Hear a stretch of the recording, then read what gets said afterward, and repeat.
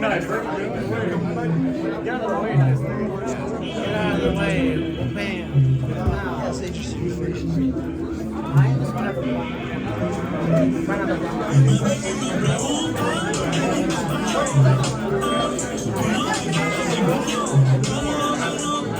Where's that table? I need my table. Somebody get rid of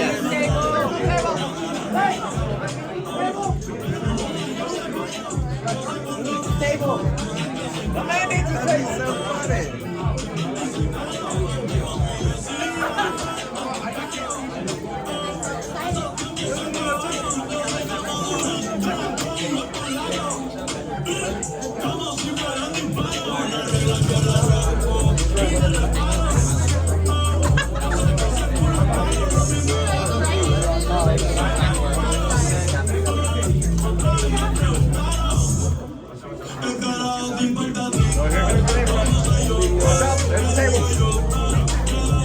Watch your head. Table coming through.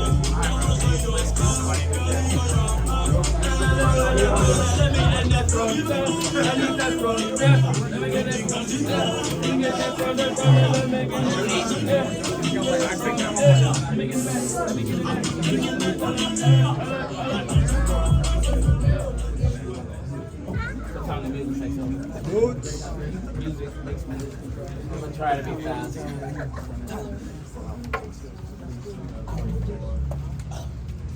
Good morning. Good morning! Where's Tommy? Hey Tommy, how was it? Tell him about your dinner, bro. Did you tell him about it?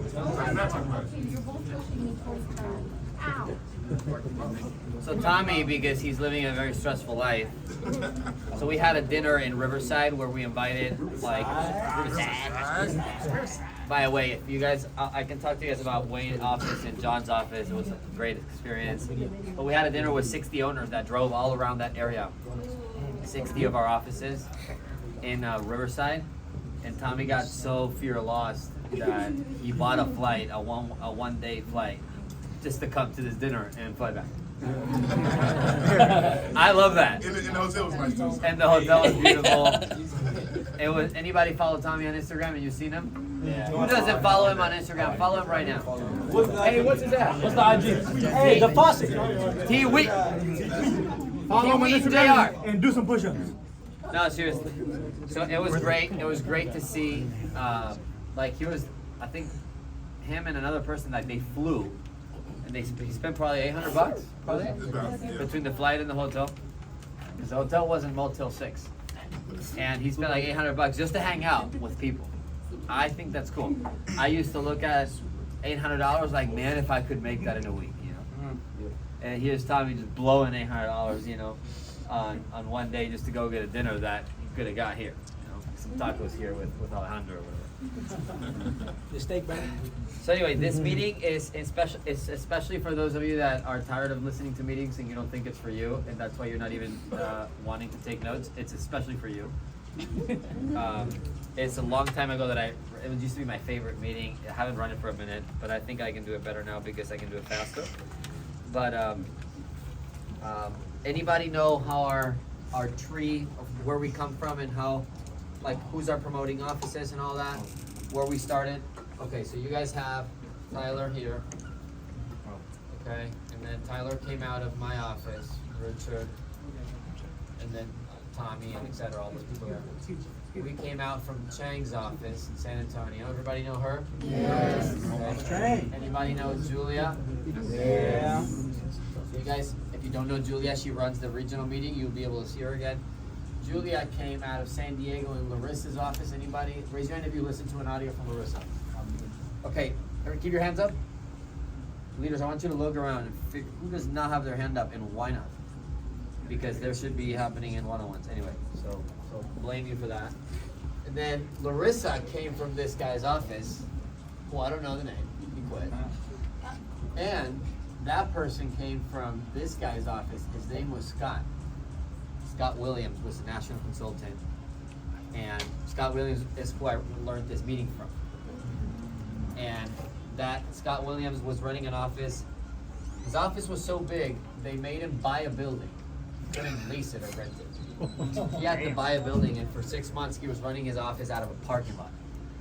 And he was doing first round interviews in person with people in the parking lot. And he's like, the business, he was telling interviews like, hey, our business is growing. He's like, everybody wants to work in my parking lot business. Imagine working out of a parking lot. Like, you're doing a first round interview, somebody walks by with a saw, like, doing stuff. He had 88 leaders and 150 or 160 people. He wouldn't meet sometimes people in his office until their third week. Like, oh, hey, you're new, you work here. That's a lot. So just imagine, like, how many people that is to where you don't know anybody. You just have, like, what, 50 level 2s? Or some stupid number. So that guy ran this meeting. So I'm excited for you guys. I'm gonna try to do it fast. He said, and I'll take as least notes as I can so I can write it here. So there's one thing about the business that you gotta get good at. You guys probably experienced that. Just one thing. It's not saying. And this is what Scott said. He said mentality equals ability.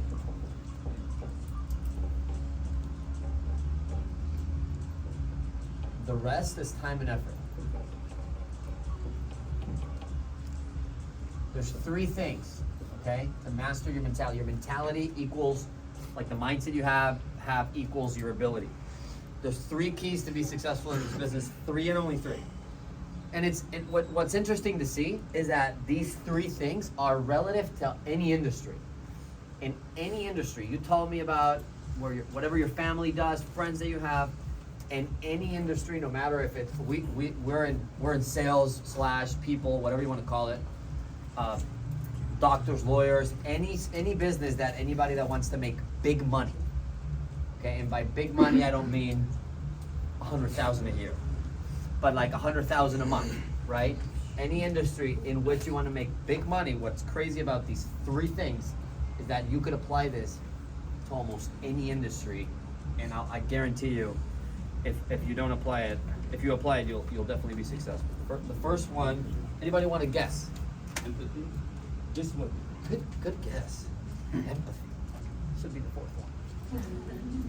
The first one is your work ethic. And let's do that. Let's ask it ourselves. Like, who's in 100% in control of this? You are, right? You choose your work ethic every day. You wake up and you decide how hard you're gonna work. Anybody, raise your hand if you ever had like a personal issue or a bad day because personal stuff's going on, right? You decide that day if you have a good work ethic or not. Some people decide to let it affect their work ethic, some people not. Our business is really simple. It's either, you're like, this is a training program where we see 19-year-olds work here for less than a year and then open a company, okay? That's not gonna happen in a 40-hour week. You're not gonna make $100,000 on a 40-hour work week. Like, it takes more than 40 hours to make 6 digits. And I challenge you to find somebody that makes six figures and that works strictly 9 to 5. It doesn't do anything outside of that. It's impossible. Okay? So the way I look at work ethic is, hey, you either work the first half of the day or you work the second half of the day. It's not that hard. There's enough time to where you can work a job 70 hours and you can still, and I'm not saying you should work 70 hours, but I think it's better to work 70 hours than to work 40. Because, especially if you're not where you want to be financially or whatever. So I'll give you guys some examples, right? Like, hey, break time.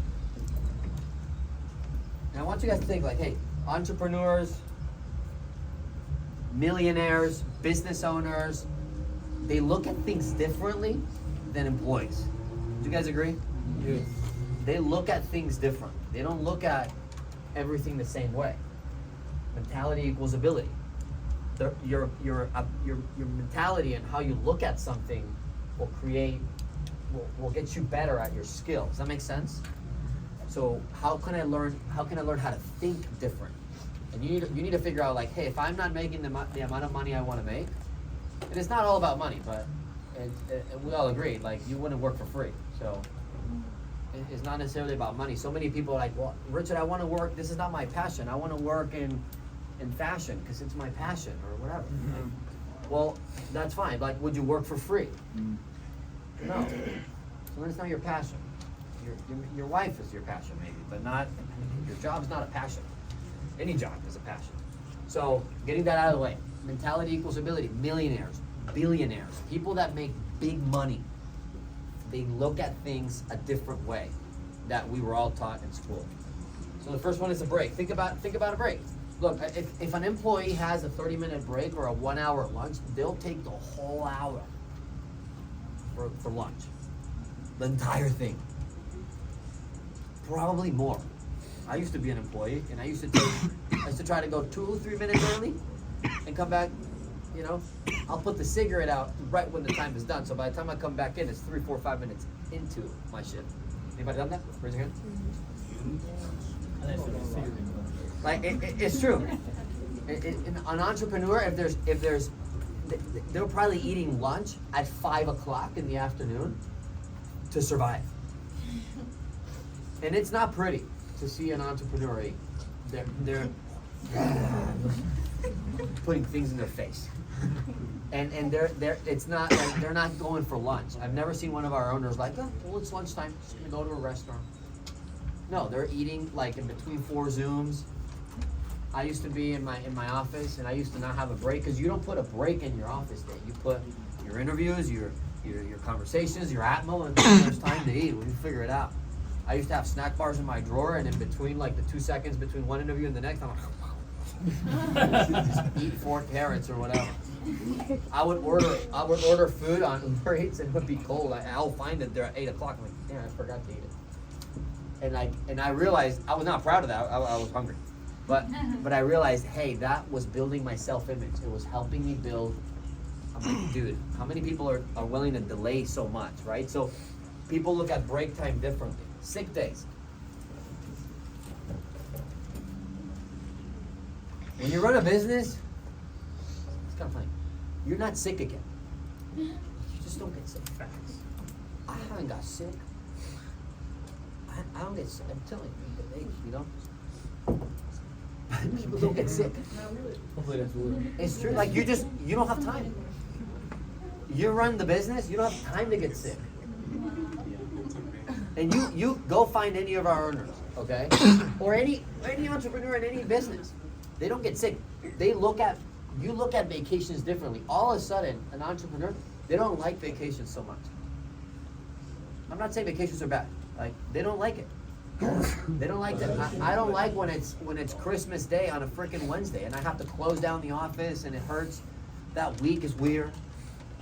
It's, you look at vacations, you look at things differently. You don't want to shut your doors down because that's your baby. That's how does that make sense? Mm-hmm. But I used to be just crazy about summers and crazy about vacations, you know? That's mindset. You realize that's your mentality. Like, and again, I'll challenge you to find out. Like, I think Tommy had COVID like 4 times while COVID was happening here. He never went home. You might say, well, that's bad, that's fucked up. It wasn't. He was wearing a mask or whatever. He'd never go home because he's like, well, I'm running a business. Like, if he was a GM at the restaurant, like, you can't go home. The restaurant it'll go to nothing. You do the math, okay? Think about who here knows our owners really well. Like, you know our team. I think Alejandro knows our team. Julian knows our team. When's the last time you heard Aaron call you and say, hey, I'm sick. I'm just not going to work today? Never. Never.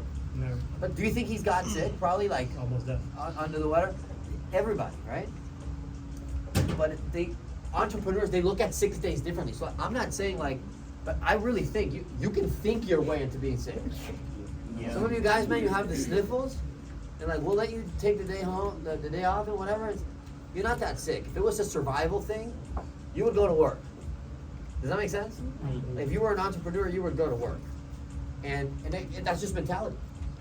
I had to work up to think like that, but that's just mentality. I was not excited at the beginning at being a little under the weather and go to work. But now I promise you, there's something about your mindset. I don't have time to get sick. Like, sometimes I feel like I'm about to get sick. If you're really good at stuff, my wife's really good at preventing that stuff. I feel like I'm about to get sick. Like, I'll sneeze 3 or 4 times and she'll like staff me with vitamins and good. And I'm good and I'm rolling. The next day I forgot I'm kind of sick because I have 4 Zooms. Find your job. Employees clock watch.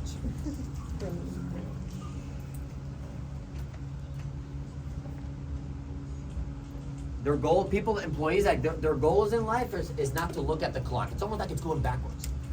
Like if you're an employee, time goes slow during the day. It just goes slow. It almost feels like it's forever. And you're like dreading yourself through life, which you only have one, and like it's just going slow. And I'm telling you, when you move to think differently, like your mentality's like a millionaire, hang out with a few millionaires, and like you'll realize there's not enough time in the day. Like, I know Tyler's like looking up in his clock and his watch, and he's like, dude, it's 7. And he's like, I'm trying to go in the field at 7 p.m. with 100 grand saved. I'm trying to go in the field. It's like already 7. Like, how is it 7? Because time goes faster. That's mindset. Does that make sense? That's your mentality. People think different. So how can I change that, right? Look, into that. There's 168 hours in a week, okay? 24 hours a day. Everybody know? 24 hours in a day. How many days a week? 7. Let's say you sleep 8 hours a day. That's what they recommend, right? To sleep 8 hours a day. By the way, nobody does that. But let's say you did sleep 8 hours a day. And let's say you worked 60. Let's say you work 60, which is 12 hours a day for 5 days a week. Okay, let's say you work 60. How many hours are left? Anybody can help me here? I think it's 72. So you could have a 60-hour job, sleep 8 hours a day, and still you would have 72 hours left. You could get another 60-hour job. Do you realize you could have 2 jobs of 60 hours a week? 2. And still sleep, because you'd be like, well, if I got 2 jobs of 60 hours, I wouldn't be able to sleep much. Nope. You could sleep, because you can do minus another 60 hours, and you would still have 12 hours to comb your hair, join a bowling league, save the spotted owl, whatever you want to do. Do you realize that? If you don't feel like you don't have time, like you're being like you're not managing your calendar, you're losing. Time is the same for everybody. So I would look at it like, hey, if I work 60 hours and I sleep 8 hours a day, I still have 72 hours left. You realize that's a lot of time? 72 hours left.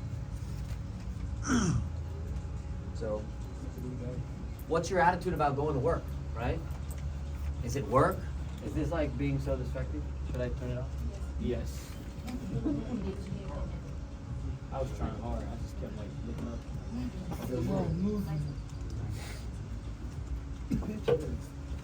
So that's number 2. Cool. Number 2, it's your attitude. 90% of whatever you control in your life, 90% of your life is your attitude and your reaction towards stuff. Every single human being has a lot of things in common that we all go through in our lives. We're all going to go through some breakup and some heartbreaking stuff. We're all going to go through family passing away.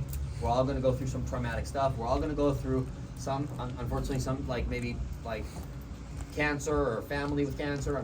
Hopefully not, but like we're all going to go through stuff. If it's not directly involving with you, it's to a friend, to a family. We're all going to go through stuff. Dogs die.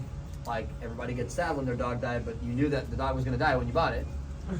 We all go through all this stuff. Not wrong. Sorry. It's a harsh reality.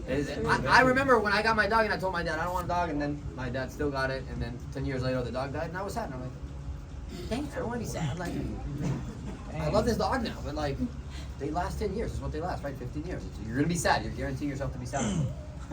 Anyway, it's true. And like, by the way, some of you that have pets and you have credit card debt, but you have pets. I mean, how do you justify not having enough money for yourself, but you buy a creature to make them starve too? Makes no sense. But anyway, point of that. Hey, attitude is 90%. 90% of your life is how you react to the stuff that happens to you.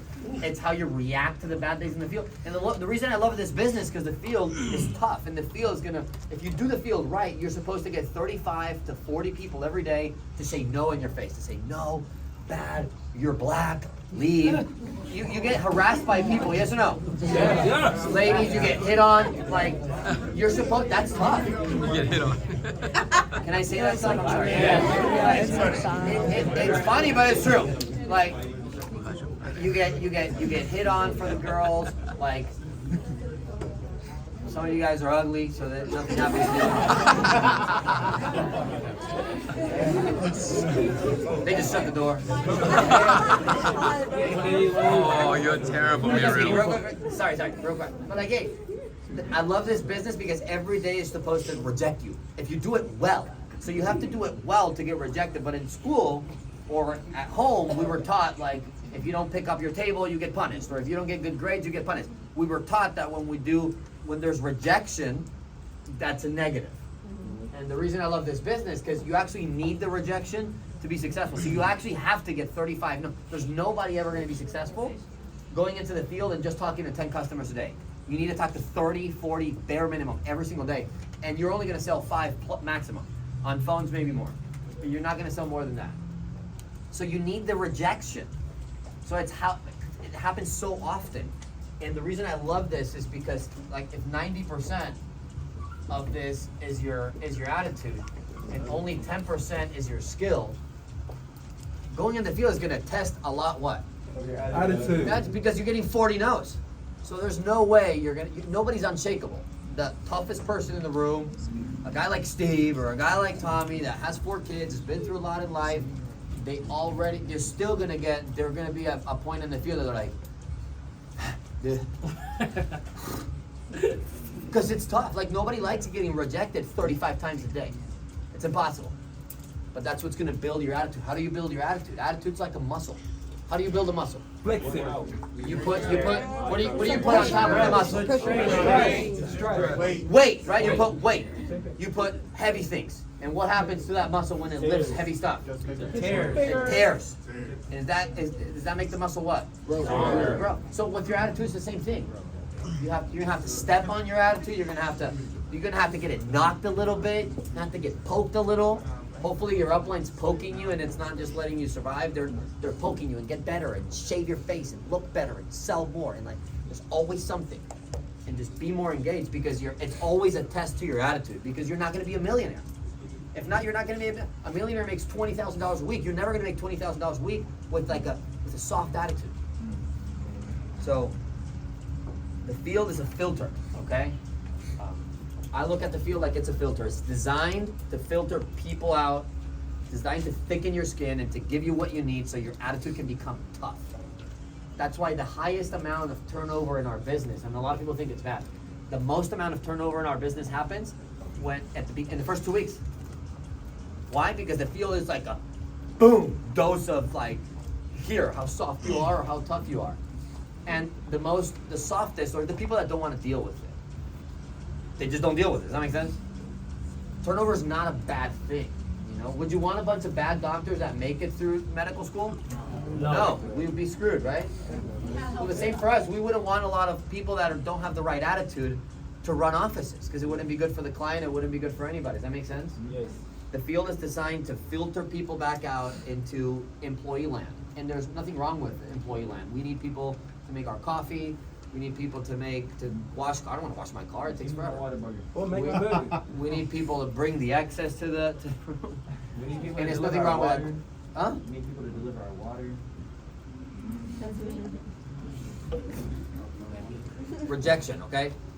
I want you guys to look at rejection in the field differently. You should be excited. Like it should get you more determined than it gets you discouraged.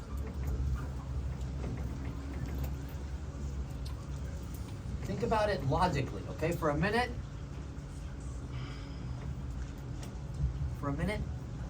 let's not use our emotions here and think, how long does it take you to get a no? Like how many minutes does it take you to qualify to get this no? 30 It's 30 seconds. 30 seconds, bro. You guys are all adults, most of you. You don't qualify to lose your attitude on that short of a time investment. Does that make sense?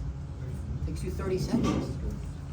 Look, I had a girl here. What was her name? Savannah, I think. She came here trying to sell me a printer, like a big printer.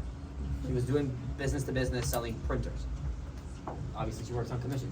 She came here for a whole month trying to sell me this deal. And every time. And I looked at it, I was just like one of us, one of the customers. I'm like, how much is it? I'm not interested, let me see it. Like, Like, let me check it out. Maybe we would. Like, I actually told her, you know what? If it's cheaper than our stuff, I'll get it. You know, but whatever. She came here for a month, almost every day for a whole month. And then at the end of it, I just end up having to tell her, like, listen, like, I'm not gonna buy your printer. Like, I had to tell her, like, look, if you were go to a customer for a month, and you got a big fat no, then I would lose my crap. Our business is not like that. Our business is simple. It's you go in the field, hello, how you doing? Yes, no, I gotta go. You want it, you don't want it, I gotta go. It's a numbers game. If you follow the numbers game, you're not gonna lose your like, if you're just depending on people to have you're depending on a customer to buy it because you're like, internally you're with that customer and you're like, this is going well, it's gonna be a sale, you're putting your attitude at risk. You're putting your attitude in a risky position. And the field should be simple. It's the person with the fastest legs and the person that can run the most that always succeeds the highest. Every time I see a leader going through a slump, I'm like, dude, go for the week and get 200 talk-tos. Just don't talk to me until you get 200 talk-tos, but every single time they high roll. Every single time. There's just no way around it. You can't talk to 200 people and not get 20 to get it. It's law of averages, 10% of people always get it. So if you talk to 10 people today, you're probably gonna get 1 sale. If you talk to 40, you're probably gonna get 4. It averages out, okay? If you had to pitch somebody printers for a month, dang, that's crazy. That's tough. I can't even find 10 things to say about a printer, let alone for a month. The more you try to turn yes, like no's into yeses, the more you're gonna put your attitude at risk. And you shouldn't try to turn no's into yeses. When the customer is a no, or it's like a kind of no, just bounce. Just see how you'll feel free. Just leave, like, hey, guess what, sir? You don't have to get it. Bye. I gotta go. I'm on a rush. I remember the first 2 days I did door to door, and I hated it because it was hot, and like. It was bad scheduling. They took me out there at 4. First we went to eat at Chipotle. Like, I don't know why they did that. Like, I was like stuffed, like eating like 7 bowls of Chipotle, and then going to the field. It was July in Dallas. No shade. And I remember I made 8 sales. I remember all of them because they only told me to run. They didn't say anything. They said, hey, just run. And every time I made a sale, and this is how you know if you're running or not. Every time I made a sale, every customer that opened the door came out and find me because I was almost at the next door. You ever made a sale like that? Yeah. Where like they open and you're like, oh, and you have to go back? Yeah. Why do you have to go back? I already left it. Because I already left it because I'm not counting on them. I'm not trying to turn people that are not there into being there. Or I'm not trying to turn no's in. It's sales versus marketing. I'm not trying to sell anything. I'm like, dude, I have a marketing frontier item. I just gotta market it to 40 people.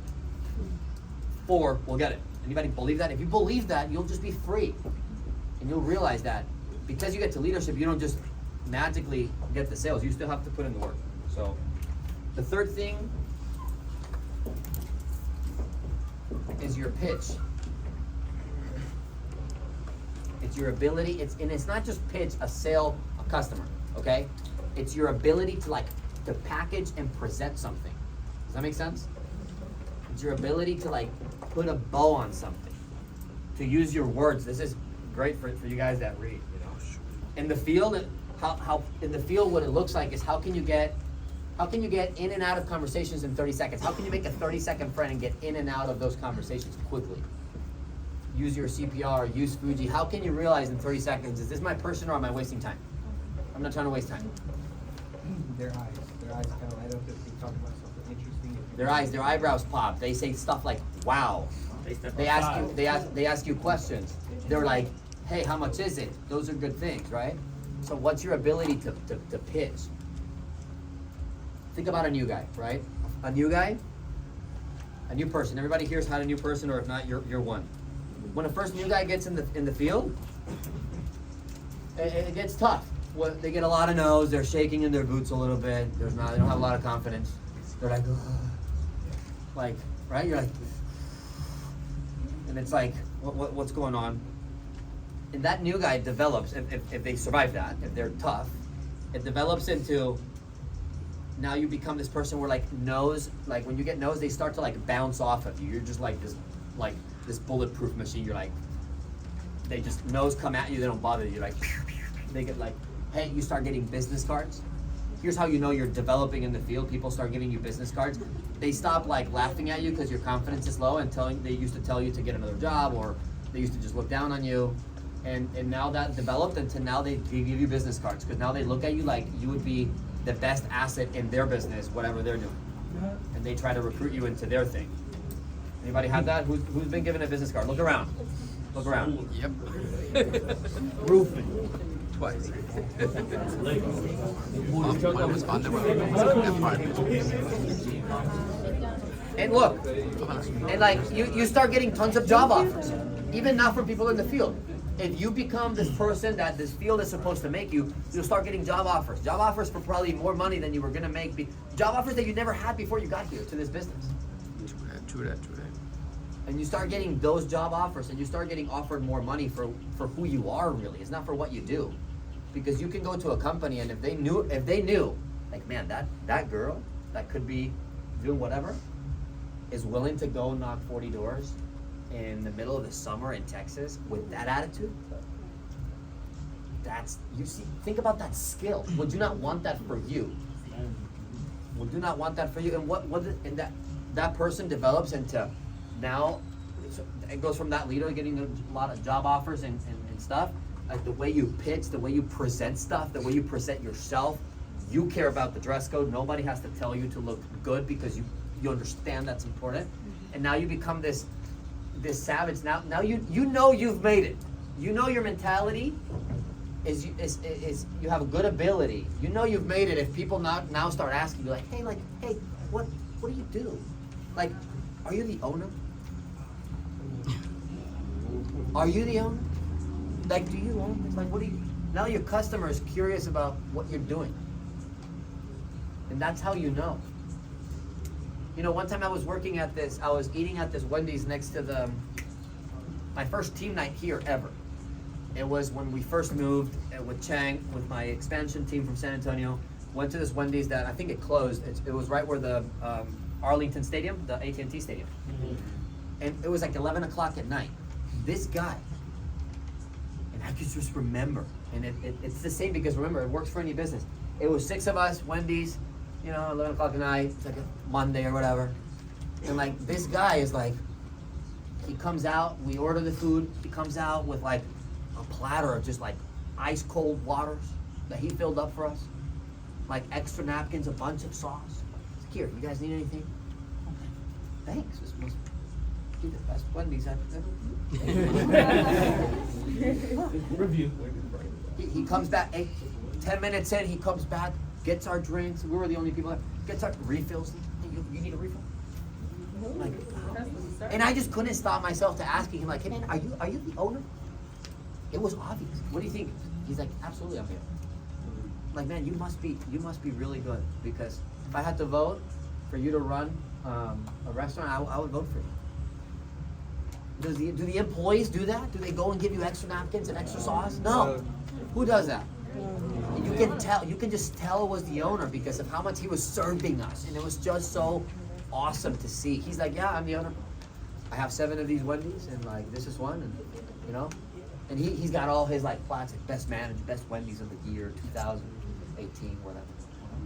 I'm like, man, Wendy's wants love. He's like, I'll just do what I can. 11 o'clock at night, the guy's like all over us. Because mentality equals ability, right? Like the owner is just different. Like he caused an impression on us. You can go into any business and if somebody's the owner. Can you tell sometimes? Yeah. Somebody goes above and beyond, you're like, man, like, are you the owner? You get paid really well. What's going on? Right? Because it's something about them. And in the field, it happens the same way. In the field, there's a point, and I'm sure he's at that point where like your confidence is just absolute, and there's nothing anyone can say to you. It's almost like the people that say no at the beginning, they end up buying from you. And now you have a bunch of stories of people that say not interested and end up being the sale. Because you're a different person. Now you're the owner. It's different, right? So Do the math, okay? You know how many people, and let me ask you guys, see what you guys think. How many people you think have left our business because they got a offered job for 30 grand salary? 20%. A lot. Okay, it's a lot of people that have left, dude, I'm gonna go get a salary for 30 grand. And because it sounds good, right? Hey, $30,000.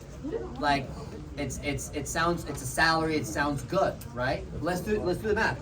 $30,000, how much money is that? After tax is 22.5.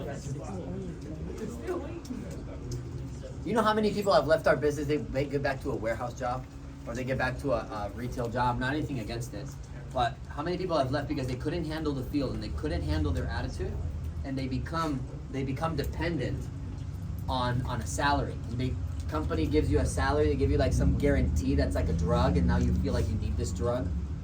And it's like, the more security you get, it's the less freedom you actually receive. Think about a prison. You ever think about a prison? The maximum security prison is a maximum security because it offers the least amount of Freedom. So when they give you a job with a lot of security, guess what that really means long term? Less freedom. Less freedom, right? So if I'm making $22,000, by the way, break this down, okay? That's $72 a day after tax. You know how many people quit because in our business they were making $80 a day? Which is one sale on water in some cases. A lot of people quit because they had a bad week. They make one sale a day. Make one 500 a day. A lot. And it sucks because it's $72 a day. Think about people that go from 12 bucks an hour to 14 bucks an hour. Everybody's excited. When you hear people being excited, I got a raise. I got $2 raise. It sounds good. Let's be honest. Does that sound good? If you were not in this room listening to me right now, you would say it sounds good. Yeah. Because you know what I'm about to say. But you know it sounds good. Hey, dude, I got a raise for $2 an hour. Like, that sounds good. I gave a raise to the girls back there for $1 an hour every 6 months. They're jacked out of their minds. I'm like, nobody's done the math here. $1 a month. $1 a month. It's $2 a month. $2 an hour. From 12 an hour to 14 an hour, that just means you make an extra $40 or $80 a week. It's like $60 after tax a week. Like, you can't change your zip code on that. Does that make sense? Now you're just locked in for another 2 years or whatever. So just break it down. How bad is it today? Like, how much money are you, or if you're not, haven't even got a check, some of you guys are brand new, ask around, like, how much is my check gonna be, worst case scenario? Because there are some good scenarios where people here are actually making $90,000 while they're going through the training. That's fantastic. That was not me. I was more like, I was making 30. I wasn't that good in the field. And then some people are making 50 and some people are making 30 because besides the base pay, the commissions could be super high and you could have a bad week, right? But it's all temporary. It's like, hey, look, you can do that. You can do our business and then you can get to make 6 figures. Or you can go to a job and work for 40 years, but is it also going to be a sacrifice to work for a job for 40 years? Yes. It's also going to be a sacrifice to go in the field, correct? Correct. Either way, you're going to have sacrifices. With the struggle. Either way, you're gonna have to sacrifice something. Either way. And I keep saying it, we have a lot of owners lately, a lot of them are dumber than you, dumber than a lot of you in here. And it's just not a qualification to be super smart. But you gotta have these things. You gotta work on your mentality and work on yourself. You know, some of you are like, Richard, well, how do I get my team to? The answer on how do I get someone else to do something, the answer is always, I gotta do something. The answer is always, I have to do it. I have to leave. How do I get my team to increase their retention? How do I get my team to do more sales? To be more attentive? You just have to do all of that. So,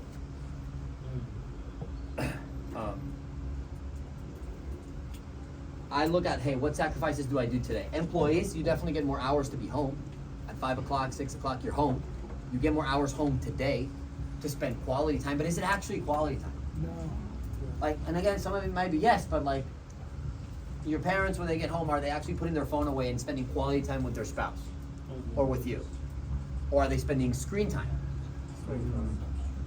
I'll challenge you to do that. If you live with somebody, or you're married, or you're in a relationship, do an evening with no screens. Watch how the relationship just gets better. Just no screens. Put the phone away and no screens, no TV, and just talk. Like, are you actually putting in the time? And you might not have 6 p.m. to 9 p.m. available today in our business. But as far as I've seen, you know, I haven't seen Tyler all week. He was on his honeymoon. He was not worried. He was doing pretty good, right? And by the way, it's only a sacrifice if you quit. By the way, it's a sacrifice.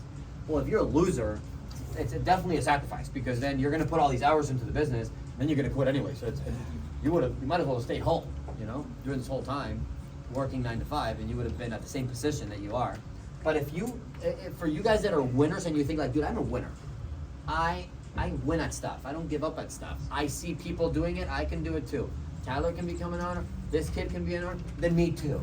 Okay, I'll guarantee you, hey, try the job as when we advertise it. We advertise you this job as a manager, not as a person that is not a manager. If you're gonna quit the job, this job is not for everyone, I would agree. But do it as a manager, bro. Go and make $100,000 and then quit if you want to. Like, I promise you, maybe your mind will change. And my mind changed. But definitely try the job. You should try the job. It's nothing wrong with you finishing the program. And by the way, like I said, if you're a winner, it was never a sacrifice, it was an investment of your time. You know, I see Sahil, who's one of our owners. It's his birthday. Anybody know Sahil in here? He's 22 years old or 21 years old. He's in LA. He's like, dude, his parents have a lot of money. He's like, dude, I gave up all my college hours, all my college friends to build a business. Now he's 3 years in. He bought his dream car at age 21, and he just invested, 4 years in his 20s to build this. And now he's got his dream car. Now he promoted 4 offices. He's making $50,000, $60,000 outside of passive income and outside deals. And like, he's so proud of himself. And he's 22. And I look at it, I'm like, man, that's so proud of you, man, because he decided to not go out and party. It's hard when you were 19 and all your buddies are trying to drag you out. So how do you package and present stuff? Are you good at, when you talk to the leasing manager that you get kicked out, are you being a dick? Or are you like, how can you package and present that to where they end up loving you? Like, you gotta be good at softening like the security guard and the cop. First time I got pulled over by a cop, I wanted to, pridefully, I just wanted to sell him. And I ended up selling this cop. And it didn't go well, and I realized, like, man, I was so worried about me, trying to sell this cop. I got him to the phone, though. But when I grabbed his phone, he was like, "What's you doing?" I'm like, "Oh, sorry." But I realized I should not be worried about me. I should be worried about what does the cop want? What does he want? And how can I soften him up and, butter him up so that I can get by, right? And that's your ability to pitch, like, not just the field, the sales. It's how can you, like, your wife, your girlfriend, your friends hate the business. Why? Who pitched them the business? You did, right? So how are you doing that? My mom loves the business now. She's like, oh, she's all excited. We're paying her mortgage off. She's like, oh wow. When she comes here, she looks at all of you guys like, yeah, Sal, yeah. She's all excited. So anyway, mentality equals ability. The rest is time and effort.